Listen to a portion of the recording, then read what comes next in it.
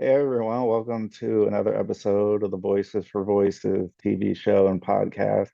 I'm your host, founder of Voices for Voices, Justin Allen Hayes. Thank you so much for joining this episode.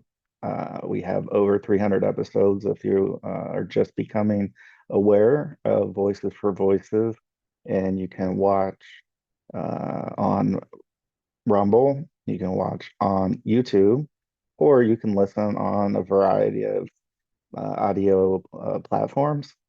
And what we found that we needed to touch on is you can also listen to every episode of our show on our website without using an app.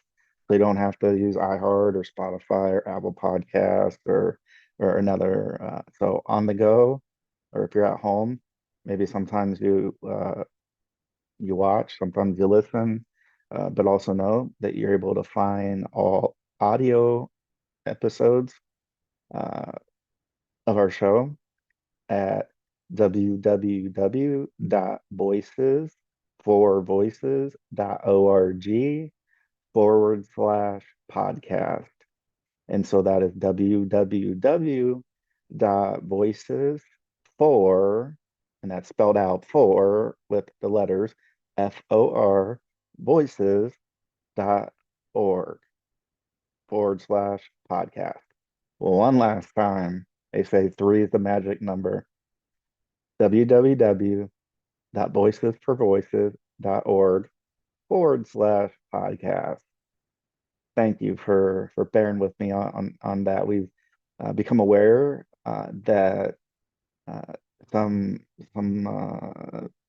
individuals uh, want a different option, an easier option, and if they're not downloading an app and using one or paying for the service, that it's free. So you can go and to our website and find all the audio episodes. And the best thing about it is you don't have to scroll down. At the very top is the latest and greatest show of the Voices for Voices TV show and podcast. And again, a great welcome to everybody here, Northeast Ohio, the United States, as well as all points across the world. We're so grateful to have everybody join us, the love and support you've given us, uh, especially recently with one of the recent episodes where I shared a little bit into uh, my depression and some downtime and down days that I've been experiencing as more recently. Uh, uh, and and so thank you for everyone who's reached out and offered their kind words of support. Thank you all for all that you do, and we wish nothing but success for everyone that is watching, listening, and even if they're not watching, listening. We want everybody across the world to succeed, to dream, to believe in themselves, much the way that I try to do uh, here with Voices for Voices and individually as a human being.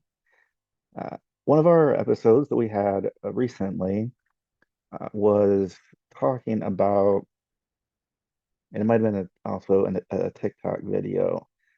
We do so much work around here that it may have been both. It may have been an episode and a TikTok, and it's about uh, the state of California. And I know, if you're here in Ohio or a different state, you might say, well, why are you always bringing up California? Well, number one, I'm not always bringing up California. I'm just bringing up California now and other episodes because, as we may or may not know, California sometimes leads the way of the United States as far as legislation, uh, new things, new policies, sometimes are followed, other states follow the lead of California. Uh, and so that on top of California being just such a large state in our United States of America, and a lot of population of the United States and in California.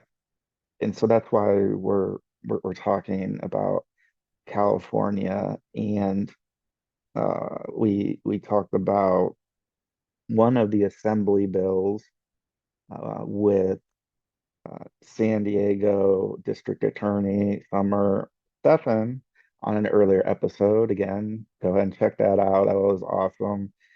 She's a great guest, just a great person, has a lot of empathy and a real hunger to help individuals in her county, San Diego County, and really also within that, uh, people are committing crimes. If they are, she strongly believes in prosecuting to the fullest extent of the law. And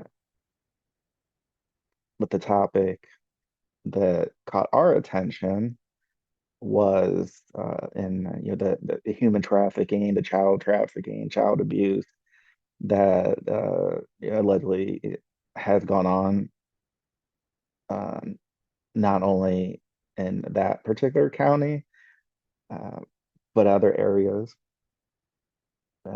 across the United States and unfortunately some areas across the world as well. And so to have her be a proponent of wanting to help, one of the big things we do talk about when we talk about these big issues and even smaller issues or local, uh, we look out and we try to share information that is in the best interest of the public, uh, especially public safety, public health. So if there is something, you can say 2 years ago, COVID. COVID was and still is, public health, public safety concern, and so is you know human trafficking and child abuse, and doesn't just have to be a minor age-wise.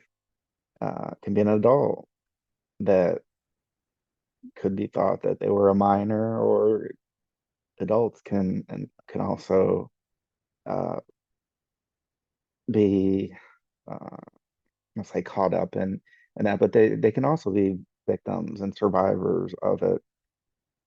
And so we want to talk about this episode, expand a little bit more on uh, not the assembly bill that we talked with San Diego District Attorney Summer Stephan about, but another Assembly Bill 495. And Gavin Newsom, governor, we've we've put requests out on our show. We made it clear that we'd love to have him as a guest on our show and that we would reciprocate by being a guest on his podcast. And that still stands. And so, Gavin, if you're watching, listening, your staff, that offer still stands. Again, we'll just have a human, professional conversation. We'll talk about some issues, some things, and then we'll go on and we'll just continue like we have, and to get his perspective and his thinking on some of these areas that we have highlighted and that we're highlighting in this episode. So essentially, what Assembly Bill 495 is, what is being communicated from Gavin Newsom. is since the Trump administration have come in to office, there has been a pickup in, say, ICE related uh, events. If individuals are here illegally, then it's up to, ICE and, immigration uh, organization under the Trump administration to to decide. And what we understand is that we're using ICE to uh, get the bad guys and girls off the street that are here illegally. So they commit a crime or crimes, then uh, ICE and it can step in if they are here again illegally from a different country. So anyway, so there's a lot of news out there about this, and some of the press isn't uh it presses the press. Uh, we all have that First Amendment right, that free speech where we can share information that we believe in good faith to be helpful. And a big part of that is public health, public safety. Uh, and so this Assembly Bill 495 in California essentially from the PR side, so the public relations side, and then there's been interviews with Governor Gavin Newsom of California stating that President Trump should be focusing on different things and not trying to displace children who their parents or loved ones uh, may be impacted by some of these ice related events. And so the thought coming from the governor, California, and his office is, well, Assembly Bill 495 says in their opinion that it's all about children that are impacted by a family member uh, that may be detained, deported, uh, uh, taken away, and so there's potentially a a child of whatever age, and so Assembly Bill 495 is in the PR game coming out of the governor's office is saying, well, if that occurs, then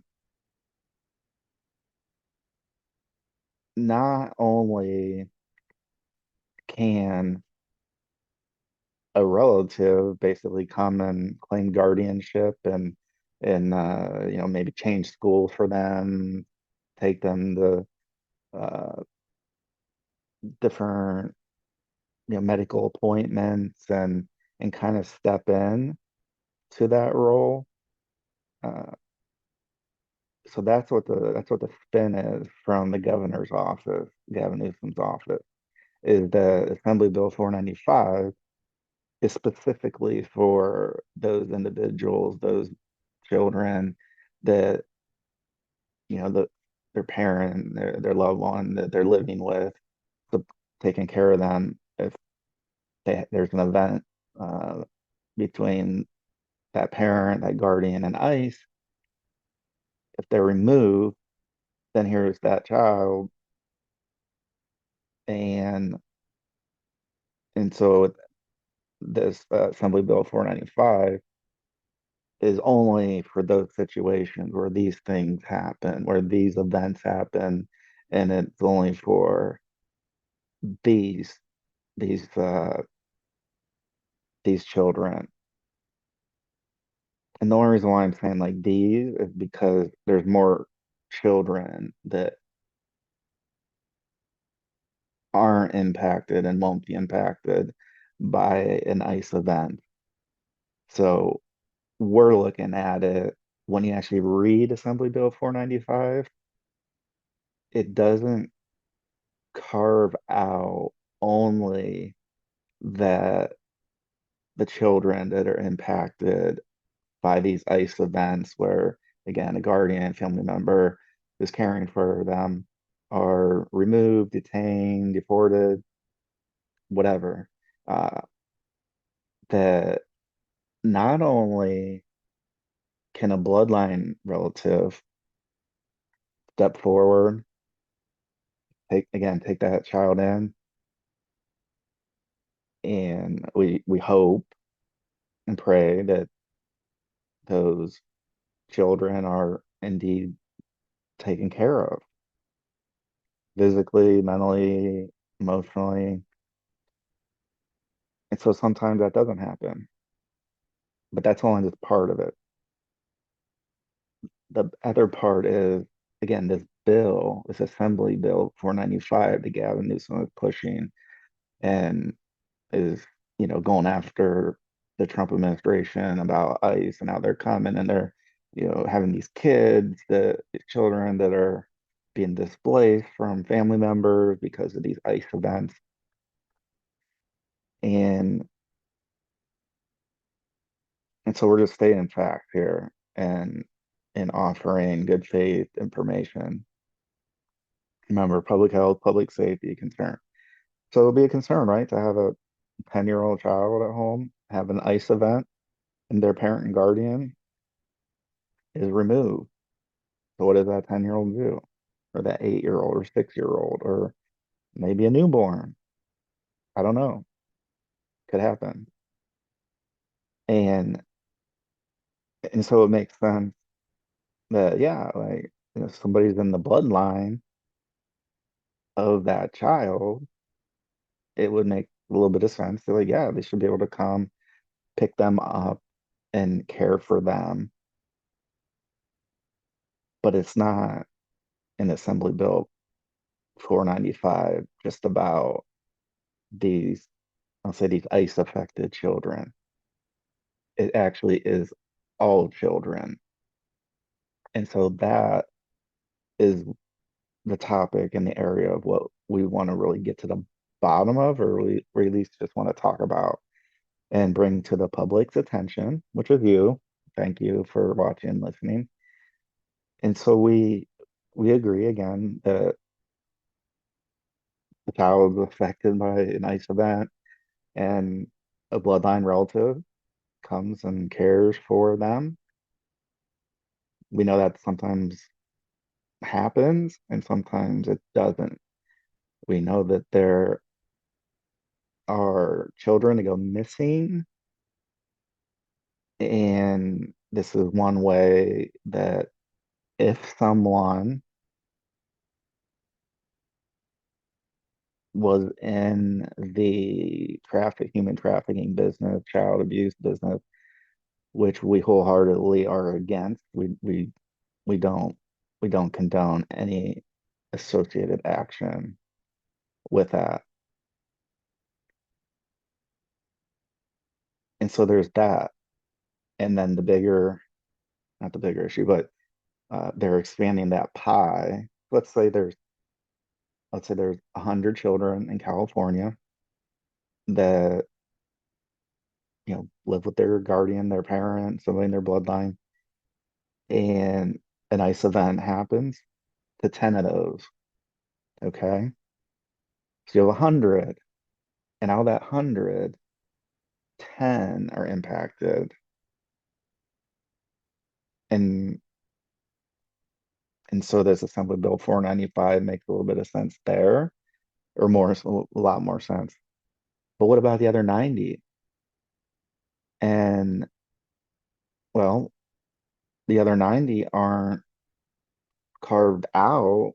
It's not just again not just these ICE affected children, it's all children. And it doesn't just mean if an ICE event happens, it means that there's a child that looks to be left alone, that just about any individual, because as I mentioned, bloodline, relative, that makes sense. And for the ICE affected children, it makes sense. Bloodline, relative. Uh, but again, that's, let's say, 10 out of 100. So then you have another 90 who aren't and won't be impacted by an ICE event. And Assembly Bill 495 allows for those children to also potentially be taken or kidnapped, meaning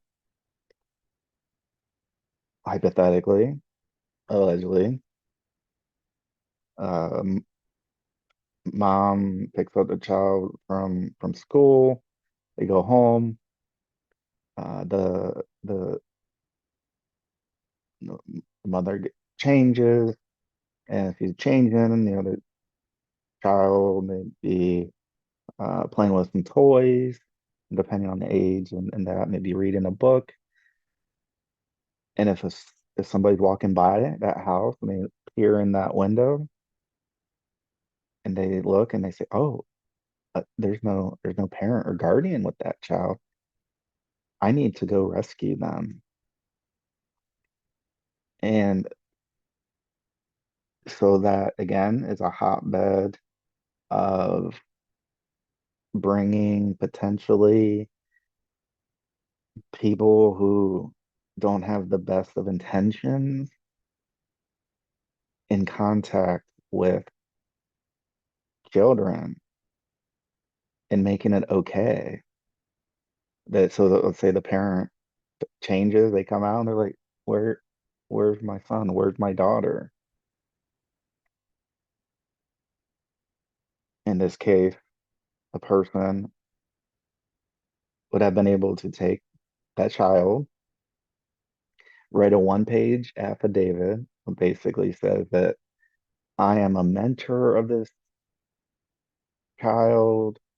I know them from a ball team, from school, from it, again, it doesn't limit it.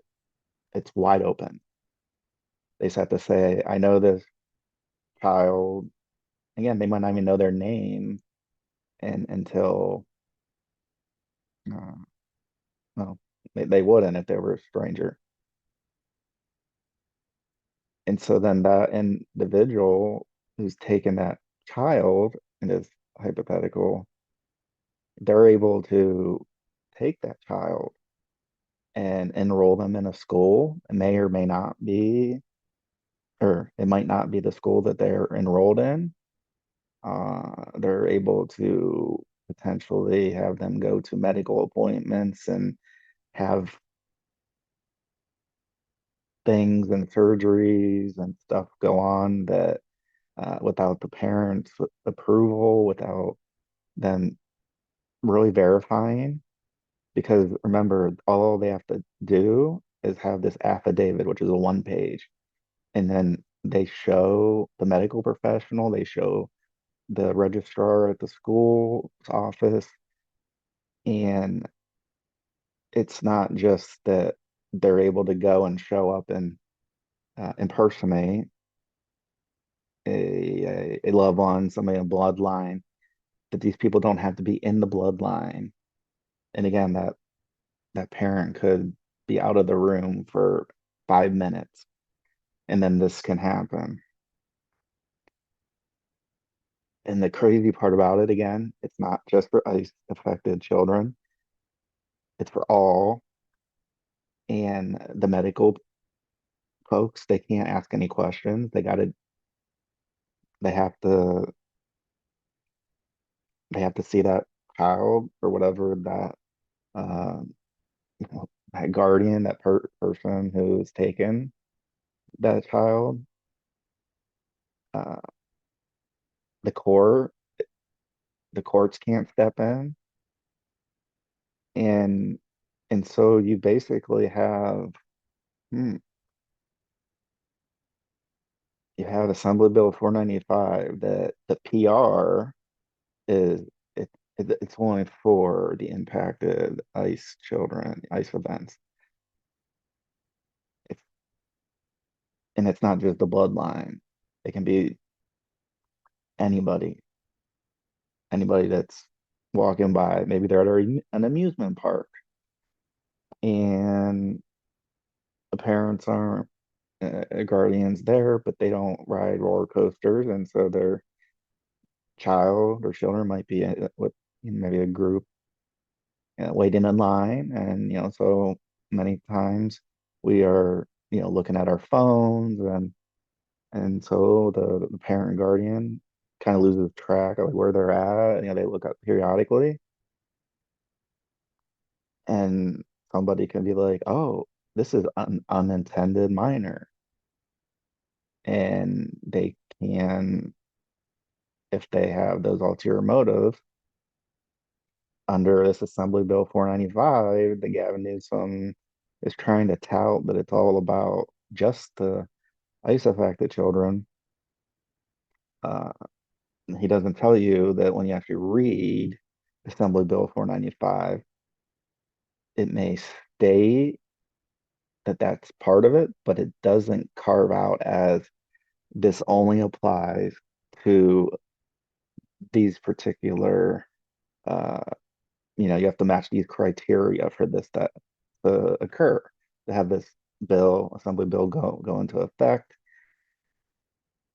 And so we think that's wrong. We did an episode earlier in our catalog, and we talked about this. So this is kind of, I guess, our second time talking about it.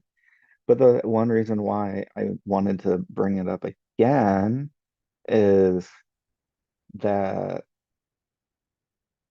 the movement within the legislature in California, we don't have any insider information. We're just going off of news reports. It looks like Gavin's looking to sign this, and there have been people, even pastors of churches, come out and say, if this goes into effect and you have children, you need to move out of the state of California because, again, you just never know. We can plan to be right next to our children all the time. Uh, maybe we're able to. Can even think of a child waiting for a bus at a bus stop. Let's say they're staying with a friend, and the friend's parents are, watching them get on the bus, and uh, or maybe they look away for a few seconds, and then the child could be gone.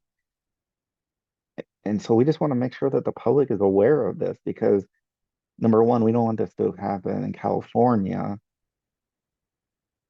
because we don't want other states to adopt the same principles.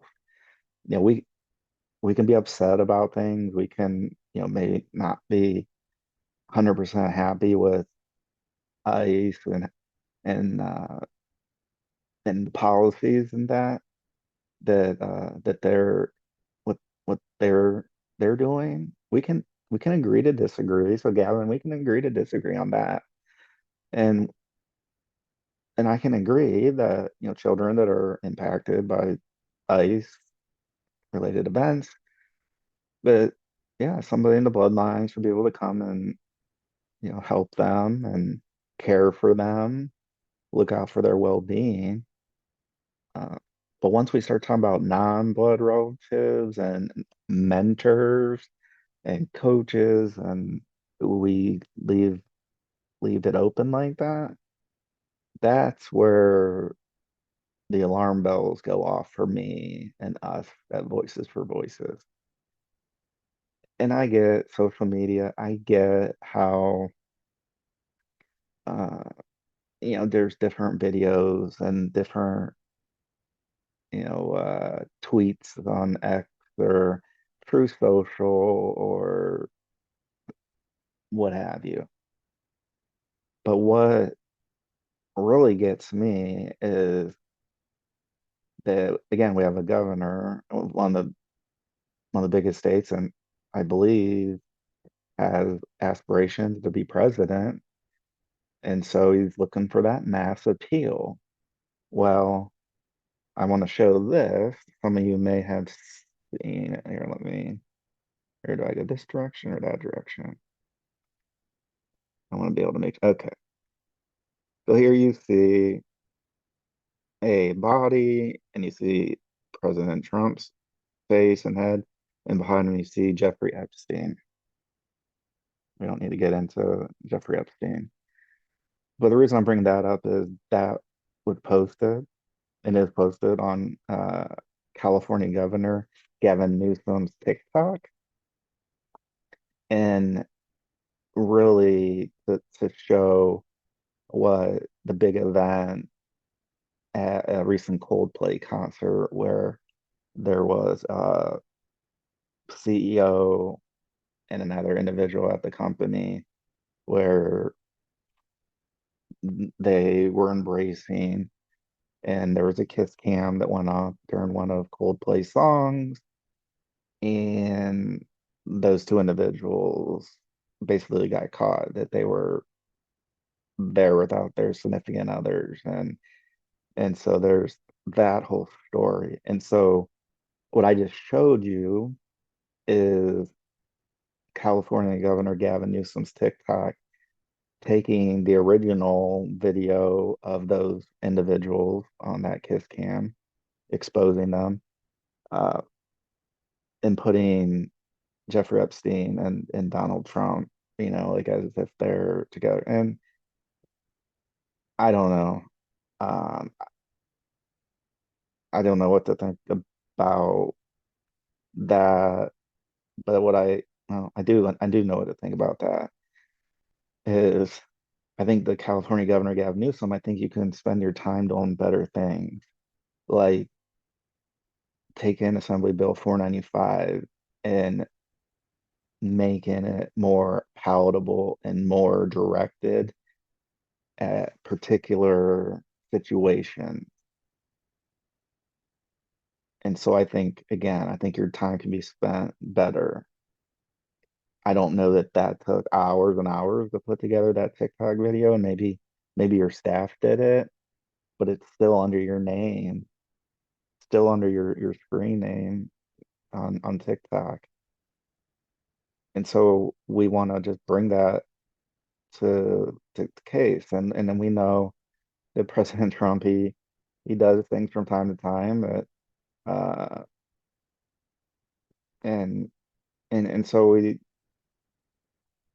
we kind of get that it's kind of like, oh, well, you're going to show this to me, I'll show this to you, and back and forth. And it's come out the California Governor Gavin Newsom is suing Fox News for, I'm not sure exactly what all, but I heard that Gavin Newsom is suing Fox News. And so I just like to say, like, well, why don't you spend more of your time, or at least a little more, and carve out the specific criteria that have to be met.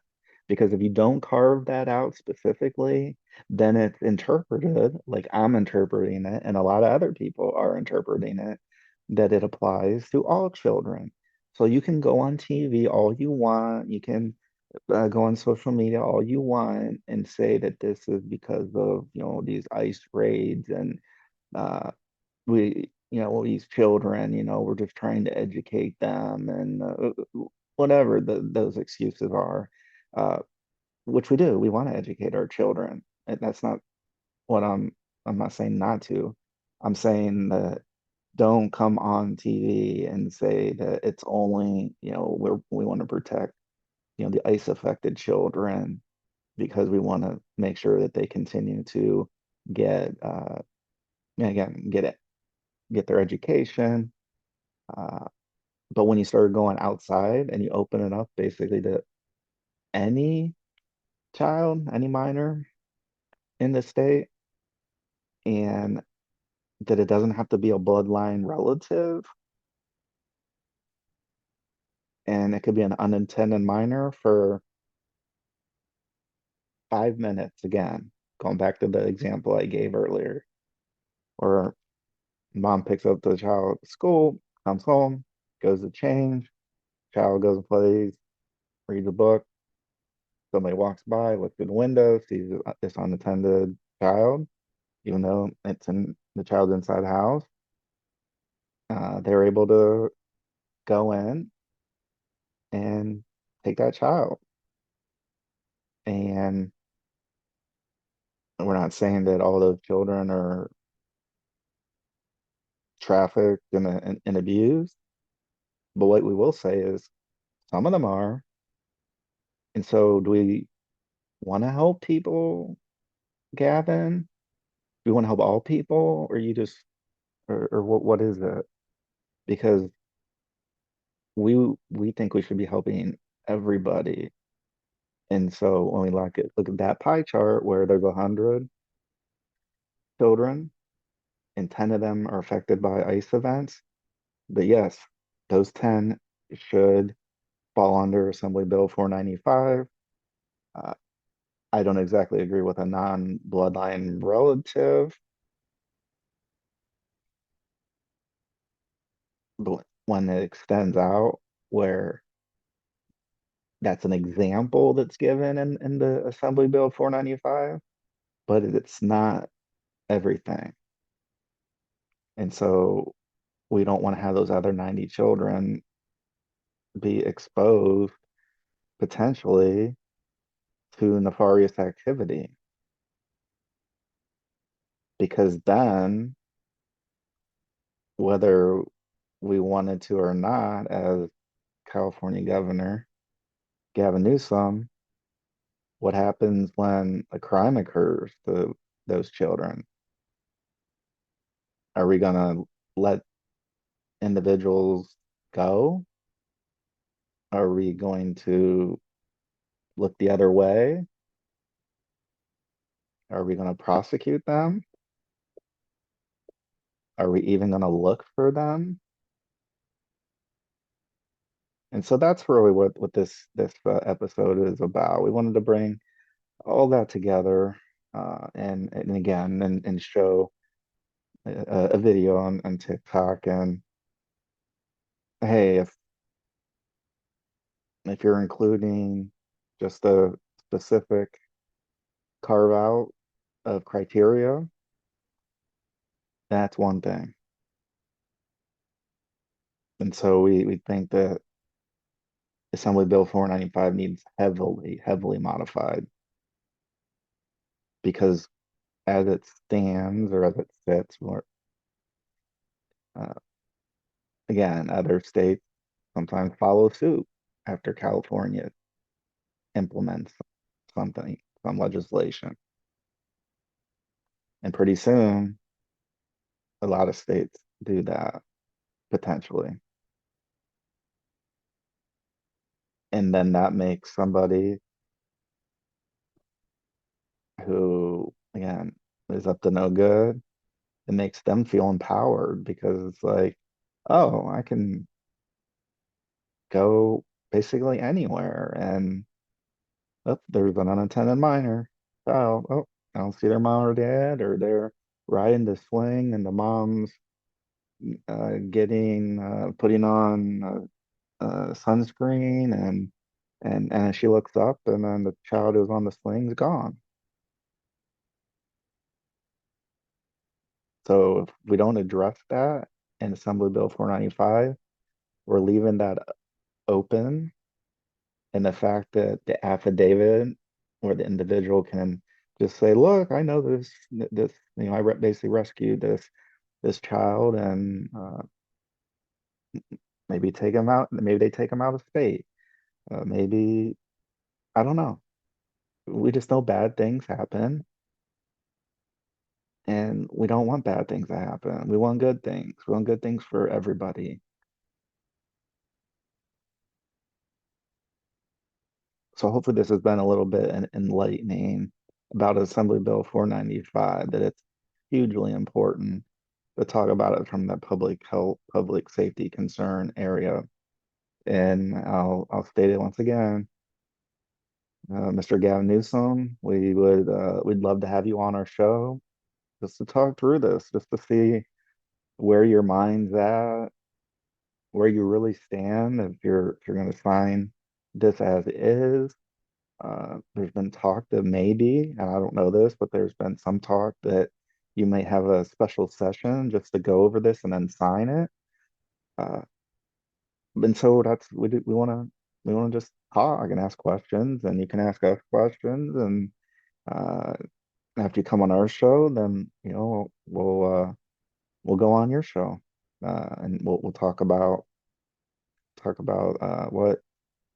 what's on your mind and what you'd like to ask us. So thank you for joining us on this episode of the Voices for Voices TV show and podcast. Please be a voice for you or somebody in need. Let's celebrate all the voices of the world. And God bless you. God bless the United States of America. And God bless you wherever you're at across the world, or even up in space. We'll see you next time. Bye bye.